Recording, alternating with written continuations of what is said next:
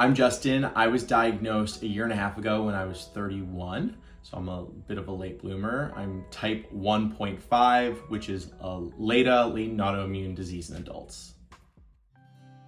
I feel like I was not feeling well for a long time, and I also had I was peeing so often for a really long period of time, but that was the first indicator.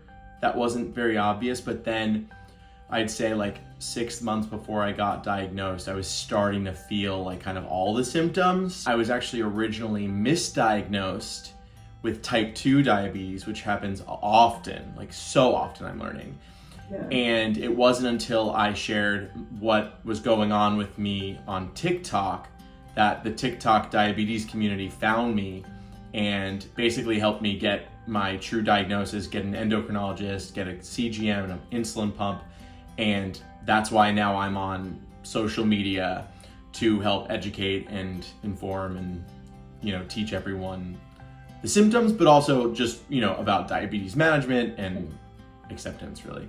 I realized how much inaccess there is to healthcare and education, both with people who have diabetes and don't have diabetes.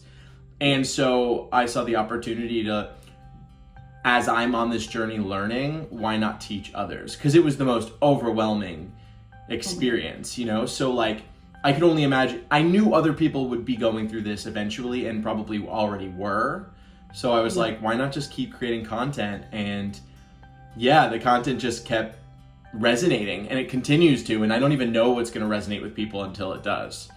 I think everyone in the diabetes communities understands how support is so helpful.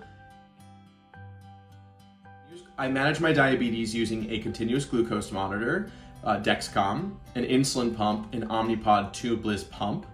And then I use a system, what is called Loop, which is a non-cleared FDA system that is an automated insulin delivery system. So basically my continuous glucose monitor talks to my insulin pump together and feed this information to my phone, where I have an app that uses a very sophisticated algorithm that was built from a whole group of really smart people, and that regulates my blood sugar levels. This comes from the We Are Not Waiting, the group called We Are Not Waiting. It's these people that knew they could make better technology to regulate blood sugar and their own blood sugar, and decided to just create the technology because pharmaceutical companies take too long. That came out in 2016, and I'm using it. I've been using it for about a year now. I absolutely love it. There was just an update for it coming out with new features. So it's in my opinion, the most sophisticated and best control you can get for your blood sugar levels. So that's what I use. It's on my iPhone. It's also on my Apple Watch. I don't let diabetes, I try my best to not let diabetes negatively impact my life.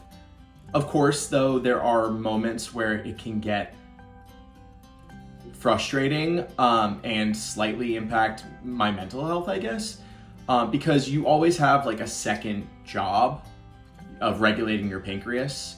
While I have an automated system, it's not foolproof because I still have to put in my carbs, and that's something that you can be wrong about. So you may go too high or too low.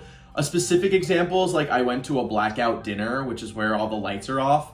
And I didn't realize until I arrived there how difficult that would be for someone with diabetes, because I need to see my food to eat it and to understand how many carbs there are. So that was a stressful moment. And there are other moments. I passed out this one time from a low blood sugar, very quick, very short, brief moment, but I had a legitimate PTSD for weeks after that because I was afraid to give myself insulin, which was my medicine. So there are moments where it can take a toll, and I know for a fact there are a lot of people out there where it takes a toll much harder than the way I'm taking it.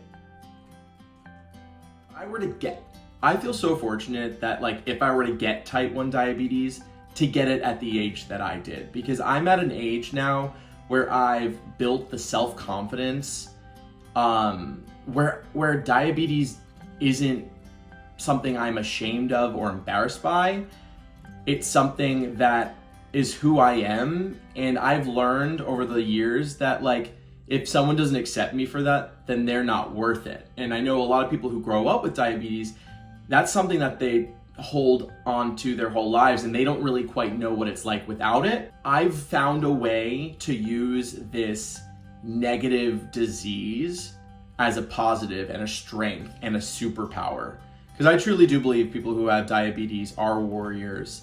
There's a reason we call ourselves warriors, because we are some of the strongest people there are, because we're constantly working and constantly have obstacles throughout our days.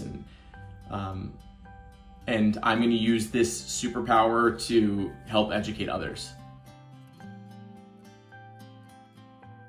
Well, diabetes education and awareness is huge for so many reasons, right?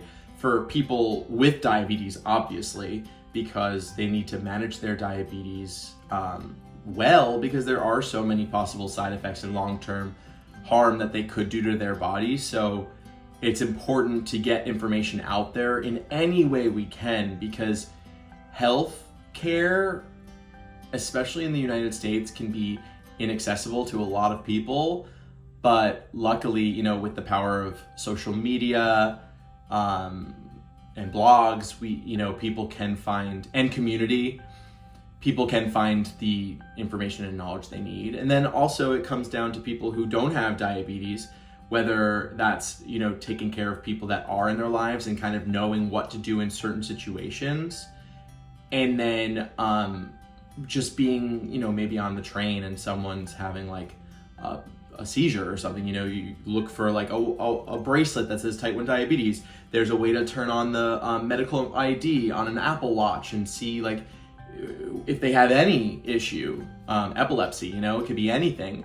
I think getting education about all of that is super important. When your friend is low, they need sugar, and when they're high, they need insulin. I think that is the number one thing you want people who don't have diabetes to understand, because it gets so frustrating when you're like, oh, I'm low, and they're like, do you need insulin? I'm like, no, I don't. And it's something that irks you when people just don't like put that into their heads. It's like, that's like the number one thing I would love people to just hold on to.